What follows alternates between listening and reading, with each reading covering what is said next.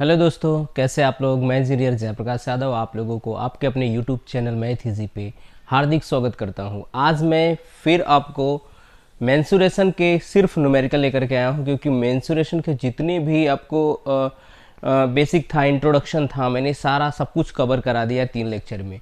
अब सिर्फ आपको क्या पढ़ाया जाएगा, सिर्फ न्यूमेरिकल पढ़ाया जाएगा, जो एनटीपीसी में आया हुआ है। प्रीवियस ईयर के एग्ज़ाम में जो जो क्वेश्चंस आए हुए हैं सिर्फ वही कराया जाएगा।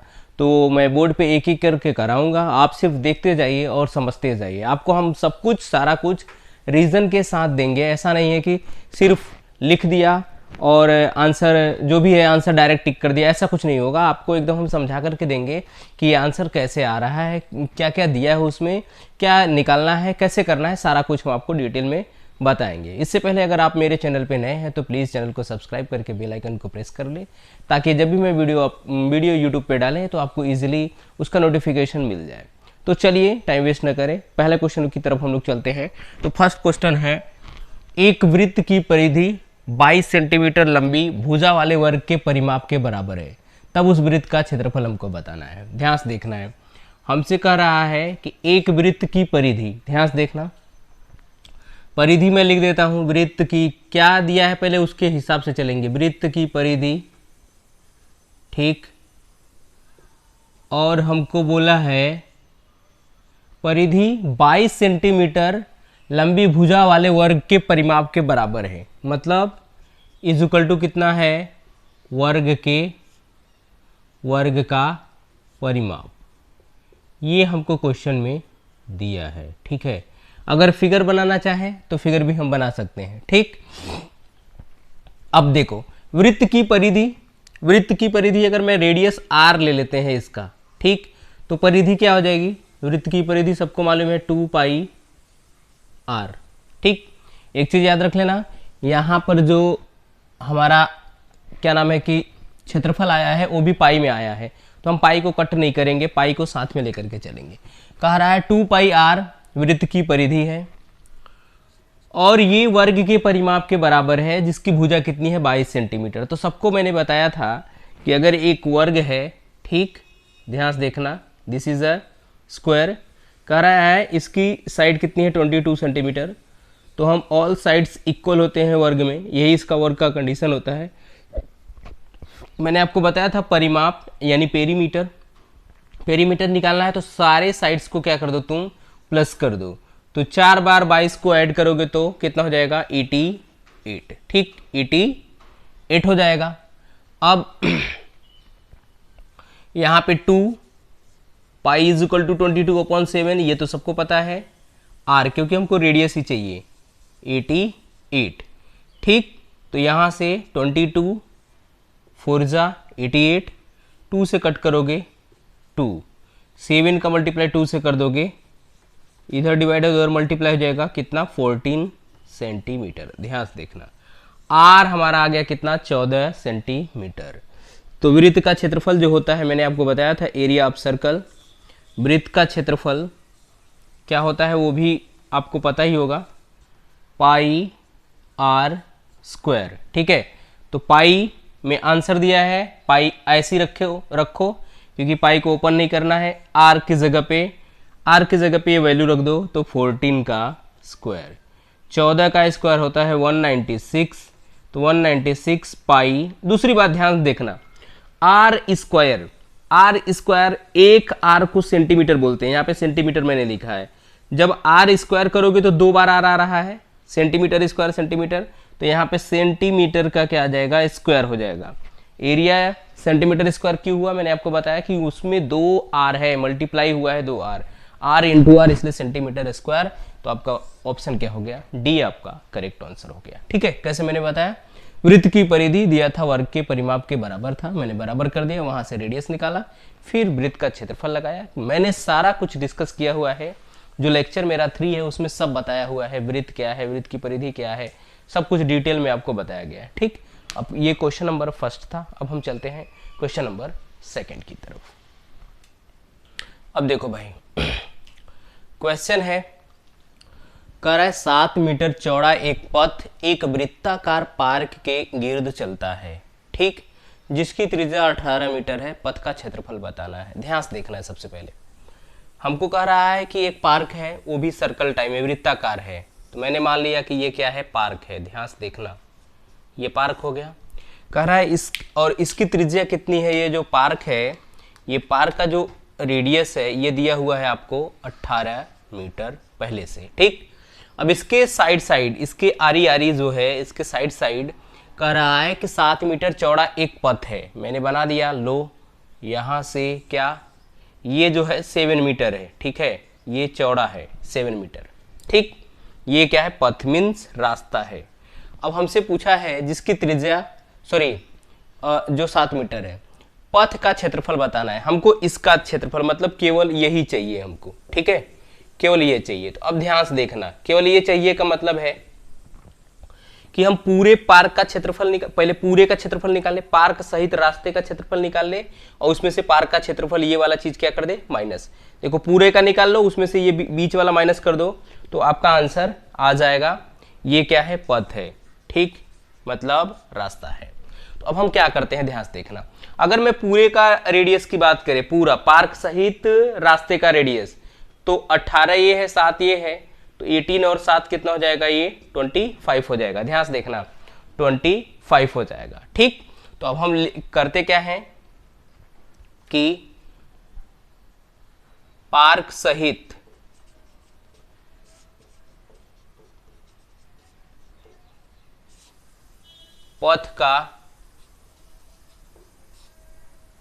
पथ की त्रिज्या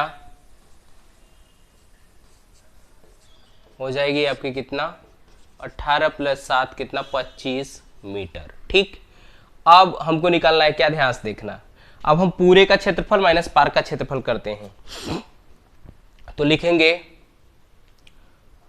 पथ का क्षेत्रफल, ध्यान से देखना, तो लिखेंगे क्या, पार्क सहित पथ का क्षेत्रफल माइनस पार्क का क्षेत्रफल, बस यही समझना था, ठीक है। हमने क्या किया, हमने पहले पूरे बड़े वाले गोले का क्षेत्रफल निकाला, माइनस छोटे वाले का निकाल देंगे। तो जब इसमें से माइनस इतना कर दोगे तो ये हटा दोगे, तो बचेगा केवल रास्ते का। तो कितना है भाई, इसका हो जाएगा पाई, ठीक, क्या हो जाएगा इसका, पाई r²। r का मतलब अब बड़ा वाला रेडियस कितना हो जाएगा, 25 का स्क्वायर माइनस पाई छोटे वाले का 18 का स्क्वायर, पाई r² होता है। तो इसमें से हम पाई क्या कर सकते हैं, कॉमन कर सकते हैं, ठीक। पाई कॉमन, तो ये हो जाएगा क्या, 25 का स्क्वायर माइनस 18 का स्क्वायर। तो पाई 25 का स्क्वायर कितना होता है, 625, 18 का होता है 324, 18 का स्क्वायर आप कर लो 18, तो 64 और नोट 16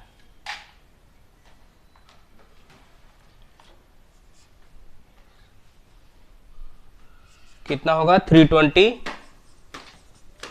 हो जाएगा। माइनस कर दीजिए, 5 में से 4 जाएगा 1, 2 में से 2 गया 0, 6 में से 3 गया 3। अब पाई की वैल्यू कितना रख देनी है, 22/7, 7 चौक 28, 7 त्रिका 21, तो ये हो जाएगा 22 तिया 66, 22 चौक 88, 88 में 6 तो 946 मीटर स्क्वायर, ठीक है। देखो ये आपके प्रीवियस ईयर एनटीपीसी में आया हुआ है। अब तुम कहोगे यार इतना मेरा टाइम जा रहा है, नहीं, अगर आपको पता रहेगा तो फटाफट निकल के आएगा। देखो हम एरिया जहां पे ए लिखे, तुरंत इसको a² - b² से भी सॉल्व कर सकते थे, एक ब्रैकेट में a - b, एक ब्रैकेट में a + b, उससे भी आप क्या कर सकते थे, उससे भी निकाल सकते थे। फटाफट निकालोगे तो आपको मैक्सिमम 30 से 40 सेकंड लगेगा, उससे ज्यादा नहीं लगेगा, क्योंकि जब पता रहेगा सारा चीज हमको, तो हमको कैसे करना है वो हमको मालूम है। ये मल्टीप्लाई वगैरह मैं आपको दिखा रहा हूँ इसलिए ताकि आपको आसानी से समझ में आए। जब आप करना ही बैठोगे तो आप बहुत तेजी से क्या करोगे, कर ले जाओगे, तो आपका आंसर क्या हो जाएगा, सी आंसर सही हो जाएगा। अब हम चलते हैं नेक्स्ट क्वेश्चन, क्वेश्चन नंबर 3 की तरफ। अब देखो कह रहा है यदि दो समबाहु त्रिभुज की भुजाओं का अनुपात 1:2 है तो उनके क्षेत्रफल का अनुपात बताइए। ठीक है, ध्यान से देख लेंगे। कोई भी दो समबाहु त्रिभुज है, ठीक, मैंने मान लिया कि एक समबाहु त्रिभुज क्या है, याद रख लेना, एक समबाहु त्रिभुज ABC है। ठीक है, समबाहु त्रिभुज का मतलब तीनों भुजा समान। ठीक, मैं मान लेते हैं कि पहले की भुजा की जो लेंथ है वो x है, तो सारे x हो जाएंगे। ठीक, दूसरा मैंने बनाया PQR, ध्यान से देखना ये क्या है, ये PQR है, इसकी भी भुजा समान है, इसकी जो लंबाई है वो 2x है। देखो 2x नहीं मानोगे तो रेशियो 1:2 नहीं आएगा। ठीक है, अब कोई बंदा बोलता है नहीं हम इसको 2x मानेंगे, जब इसको तुम 2x मानोगे तो इसको 4x मानोगे, क्योंकि जब भी उसको डिवाइड करो और जब भी रेशियो करो तो रेशियो हमको 1:2 मिलना चाहिए। तुमको तुम्हारी मर्जी, तुम चाहे जो मानो, अगर इसको 100 मानोगे तो इसको 200 मानोगे, तुम्हारी मर्जी, चाहे जैसे करना है आपको। बस क्वेश्चन यहीं पे खत्म हो जाता है अगर आपको इतना समझ में आ गया तो। अब हमसे बोला है भाई तो उनके क्षेत्रफल का अनुपात, मैं पहले का क्षेत्रफल मान लेते हैं A1 है, तो A1 आपको मालूम है कि जो समबाहु त्रिभुज का क्षेत्रफल होता है √3/4 भुजा स्क्वायर। भुजा स्क्वायर का मतलब है x का स्क्वायर, मैंने आपको पहले बताया था और लेक्चर 3 में आपको पूरा समझा करके दिया है। ठीक, तो √3/4 भुजा स्क्वायर मतलब भुजा की वैल्यू क्या है x²। दूसरे वाले को A2 मान लेते हैं। ठीक है, तो इसका भी क्षेत्रफल √3/4 भुजा स्क्वायर मतलब 2x का स्क्वायर। अब हमको दोनों में रेशियो बोला है तो दोनों में रेशियो ले लो, A1/A2 हो जाएगा। तो A1/A2 की जो वैल्यू होगी वो आप देख लो, ये तो कैंसिल हो जाएगा, दोनों में सेम है, हटा दो। ठीक, ये x² है तो x², नीचे 2 का स्क्वायर कितना हो जाएगा 4x का x², ये कट जाएगा तो कितना आएगा 1/4, यानी हम बोल सकते हैं 1:4, 1 संबंधी 4, तो आपका आंसर क्या हो जाएगा 1:2। देखिए कितना आसान है, और ऐसे क्वेश्चन 100% एग्जाम में मिलने वाले हैं आपको इस बार के NTPC एग्जाम में, और ये पहले भी आ चुका है, बहुत सारे एग्जाम्स में आया है और NTPC में ऑलरेडी आया है। मैं NTPC के एग्जाम में जो जो क्वेश्चन आए हैं सिर्फ वही क्वेश्चन आपके सामने रख रहा हूँ कि ताकि आपको आइडिया लग जाए कि इसमें से मुझे कितना आ रहा है कितना नहीं आ रहा है। आप समझते जाओ, मैं आपको एक एक चीज डिटेल में समझाते जा रहा हूँ। ठीक, चलिए अब चलते हैं क्वेश्चन नंबर 4 की तरफ। चलिए, एक घोड़े को 7 मीटर लंबी एक रस्सी से 10 मीटर के बराबर भुजा वाले एक वर्गाकार खेत के एक कोने में बांधा गया है, तो उस खेत को चरने से बचा हुआ, खेत का चरने से बचा हुआ भाग का क्षेत्रफल बताइए। ध्यान से देखेंगे, हम पहले फिगर समझते हैं उसके बाद समझते हैं क्वेश्चन तो समझ ही लिए हैं। अब फिगर कह रहा है कि एक 10 मीटर भुजा वाले, तो मैंने ABCD एक स्क्वायर बनाया हुआ है जिसकी लेंथ कितनी है 10 मीटर है, सारी लेंथ कितनी है 10 मीटर है। ठीक है, आपको तो पता ही होगा। अब हमसे कह रहा है एक कोने पे एक घोड़ा बंधा हुआ है, मैं मान लेते हैं B पे क्या है एक कोना, 4 कोना है, कोई एक कोने पे आप बांध लो।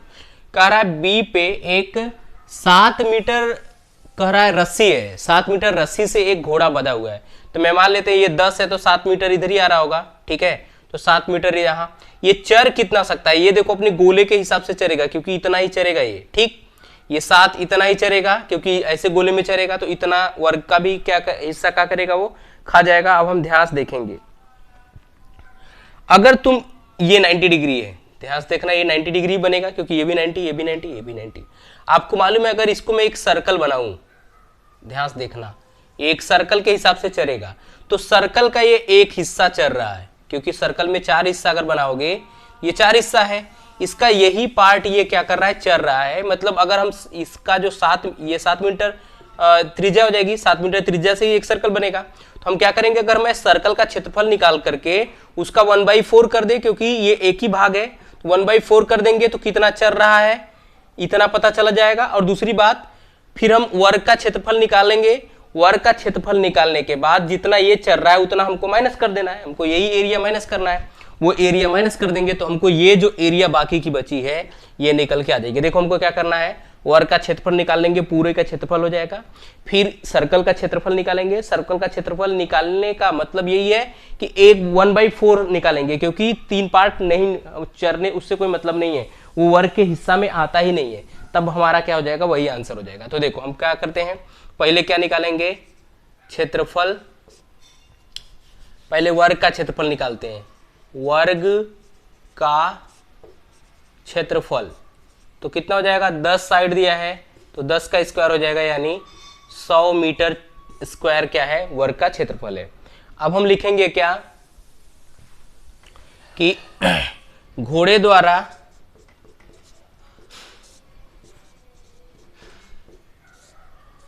चरा गया भाग का क्षेत्रफल, ठीक है, भाग का क्षेत्रफल। तो पहले ही 1/4 कर देंगे, क्यों, क्योंकि वो 1/4 थी इस सर्कल का कर रहा है, और क्या हो जाएगा पाई आर स्क्वायर, क्योंकि उसकी जो रस्सी है वो सर्कल ही फॉर्म करेगी, ठीक। तो 1/4 लिख देंगे। पाई सबको पता है 22/7, आर कितना है 7, तो 7 2 बार, एक कट जाएगा, सॉरी एक 7 यहाँ से कट जाएगा, 2 से 2, 2 से 11, तो ये 11 का 7 से 11, 7 जा 77 डिवाइड बाई 2, ठीक है, ये आएगा मीटर स्क्वायर। ये आया, घोड़े द्वारा इतना पार्ट क्या कर गया है, वर्ग का चर गया है, तो बचा हुआ पार्ट तो लिखते हैं बचा हुआ भाग। बचा हुआ भाग कितना हो जाएगा भाई, 100 में से यही माइनस कर दो, 100 माइनस 77/2, ये हो जाएगा कितना, मल्टीप्लाई कर दो क्रॉस, 200 माइनस 77/2, 200 में से 77 माइनस करोगे 10 में से 3, 9 में से 7 गया 2, यहाँ पे 1, 123/2, कैंसिल करो, 2 6 जा 12, 2 1 जा 2, 2 5 जा मीटर स्क्वायर, 61.5 मीटर। तो 61.5 मीटर क्या है, बी वाला ऑप्शन जो है वो आपका सही है। इसमें कुछ नहीं करना था, इसमें स्क्वायर देखना था और कितना चरेगा। देखो अगर कोने में बांधा है तो 1/4 उसका चरेगा घोड़ा, अगर इसके बीच में बांधा जाता तो ये घोड़ा आधा सर्कल के बराबर चरता, अगर बीच में बांधा जाता तो ये अपना पूरा सर्कल चरता, तब तो ये पूरा सर्कल का निकालते। तो आपको देखना है कि कहाँ बंधा हुआ है, किस जगह पे बंधा हुआ है, उसके हिसाब से वो अपना एरिया क्या करेगा, वो कवर करेगा, उतना ही एरिया वो खाएगा। थोड़ा सा दिमाग लगा करके देखेंगे तो आपको बड़े आसानी से समझ में आएगा। और ऐसे क्वेश्चन 101% है आपको एनटीपीसी में मिलने वाले हैं, क्योंकि बहुत दिन से बच्चे बैठे हुए हैं, सब याद रख लेना, सब पढ़े हुए हैं, ठीक है, सब पढ़ते ही आ रहे हैं और सबको नौकरी की जरूरत है। तो आप याद रख लेना, आप ऐसा मत समझो कि आसान क्वेश्चन आएंगे, आसान के साथ साथ टफ भी आएगा, हार्ड आएगा, क्योंकि आसान करोगे तो सिलेक्शन नहीं मिलेगा। आपको आसान के साथ साथ कुछ न कुछ हार्ड क्वेश्चन का भी प्रैक्टिस करना पड़ेगा, ताकि आप हार्ड करोगे तो ही मेरिट में आओगे, ठीक। तो क्वेश्चन नंबर 4 आपका ये फिनिश हुआ। हम चलते हैं अब क्वेश्चन नंबर 5 की तरफ। अब देखो इसमें क्या कह रहा है, ऐसे वृत्त का क्षेत्रफल क्या होगा जिसकी त्रिज्या 4 क्षेत्रफल वाले वर्ग का विकर्ण है। ध्यान से देखना। तो अब सीधी सी बात है, कह रहा वर्ग का क्षेत्रफल कितना दिया है आपको, 4, वर्ग का क्षेत्रफल कितना दिया हुआ है, 4, ठीक। तो अब ध्यान देखना, वर्ग का क्षेत्रफल 4, तो वर्ग की भुजा कितनी हो जाएगी, वर्ग की भुजा कितना हो जाएगा, तो क्षेत्रफल दिया है, इसका मतलब क्या दिया हुआ है, a² = 4, तो a की वैल्यू कितनी हो जाएगी, रूट में 4 यानी कितनी 2, तो कितनी हो जाएगी, भुजा कितनी हो गई 2। वर्ग का विकर्ण कितना है, वर्ग का विकर्ण, ठीक, विकर्ण कितना होता है, भुजा रूट में कितना होता है 2, तो भुजा की जगह पे 2 रख दो, तो 2 रूट में 2, यही क्या है, वृत्त की त्रिज्या है, यही है वृत्त की त्रिज्या। आपको दिया हुआ है कि वर्ग का जो विकर्ण है वो त्रिज्या के बराबर है, तब वृत्त का क्षेत्रफल क्या हो जाएगा, वृत्त का क्षेत्रफल देख लो, वृत्त का क्षेत्रफल कितना हो जाएगा, वृत्त का क्षेत्रफल क्या होता है, पाई इंटू रेडियस का त्रिज्या का स्क्वायर, ठीक है, क्या होता है, त्रिज्या का स्क्वायर। तो पाई 22, पाई की तो पाई में ही दिया है, रख लो, पाई भुजा सॉरी त्रिज्या की जगह पे 2 रूट में 2 का क्या स्क्वायर, तो कितना हो जाएगा, पाई 2 का स्क्वायर करोगे 2 रूट में 2 मल्टीप्लाई 2 रूट में 2, ध्यान से देखने का है, पाई 2 2 जा 4, रूट 2 का रूट 2 से 2, 4 2 जा 8 पाई, ठीक है, आपका आंसर क्या हो जाएगा 8 पाई, ऑप्शन डी।